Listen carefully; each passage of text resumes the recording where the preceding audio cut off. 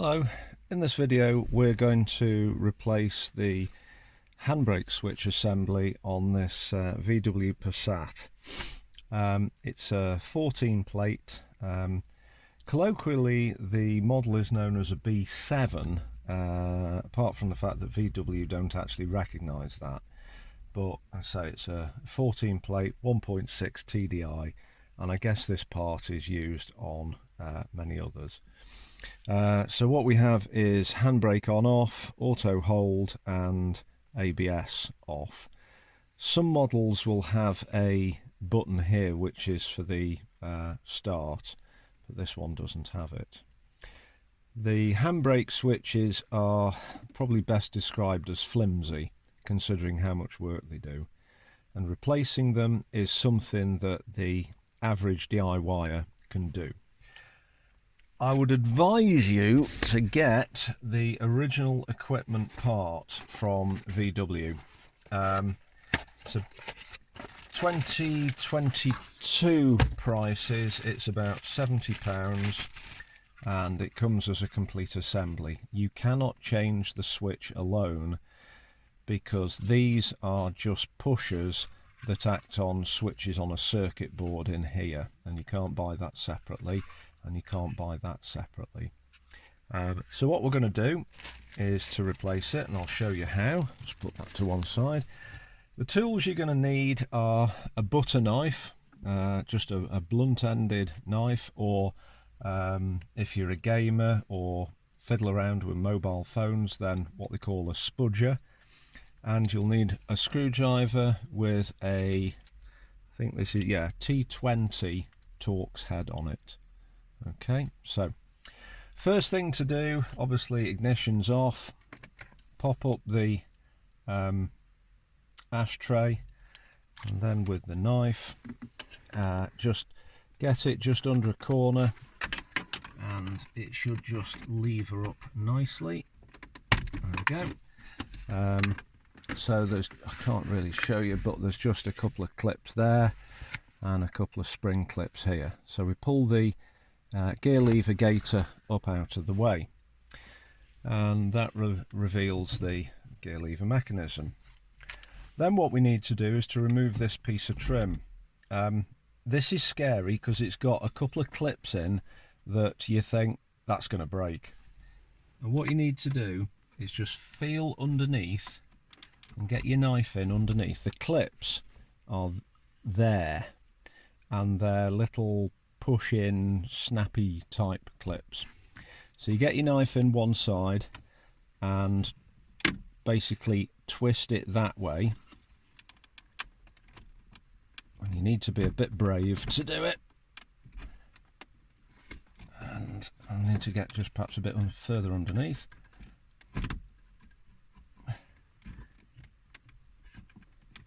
I'll try the other side first. One side seems to be easier than the other, and I can't never. There we go. So that side's up. Just lever it up. This is why you use a blunt knife or what have you, and then lever that side up. There we go.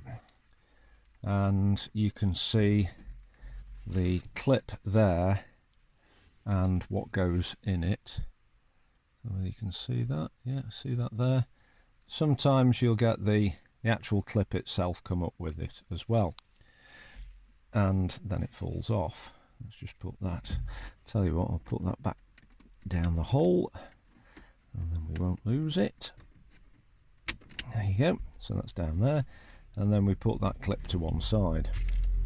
Right, then we have the switch assembly, and there is one Torx screw at the back of it, which we undo, and make sure we don't drop it down the hole, because if it goes down there you can have the devil's own job to get it. So just undo it till it clicks, and if you've got a magnetic screwdriver bit, so much the better. Alright, put that to one side. Now there's a little spring clip, little plastic spring clip at the back of this hole, which is holding this end of the tag in place. So you just you'll know it when you see it. So you just lever that out of the way. And then lose your screwdriver bit. Don't you dare fall in. Lose your screwdriver bit, which I thought was magnetic, but it doesn't appear that it is. Come on.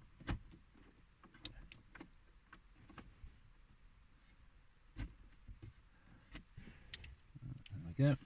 And that just comes out. And it'll come out with the cable attached. Now, as best I can show you, there you go. It's a spring, it's a lever, and there's like 2 teeth of a cog there. So this white clip you push forwards and it'll push the connector out, and it's that simple. And then you get the new one, and it's got offset bushings on it. So the new one goes in, and does it go in that way?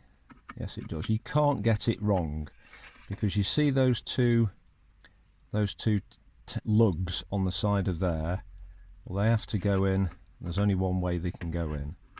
Okay, you cannot get that wrong, as much as you might try. And then you push the white lever back, and it engages the connector. You just push it in for good luck anyway. Then, brushing all the dust off, we put the switch block in nose first, so the front bit first, and it should just go down nicely, and the tag will seat as far as it can. Then we get our Torx screw, hold this. You see, it's all too easy to do that. Let me just get a bag of sweets out of the way. Just hold it on the end of your finger until it's safely in its hole, and then tighten it up. You don't need to tighten it up like your life depends on it. Just enough. There we go. And then that's that in. And then this nasty piece of trim goes back on. Snaps in 2 places. Then your gearbox gear lever gaiter. Back goes in first, and then the front after. There we are. Push that down, click, click. Just push that down to make it look nice. Take the little plastic cover off. Throw that away. And that's it, job done. Right, let's test it, just to make sure.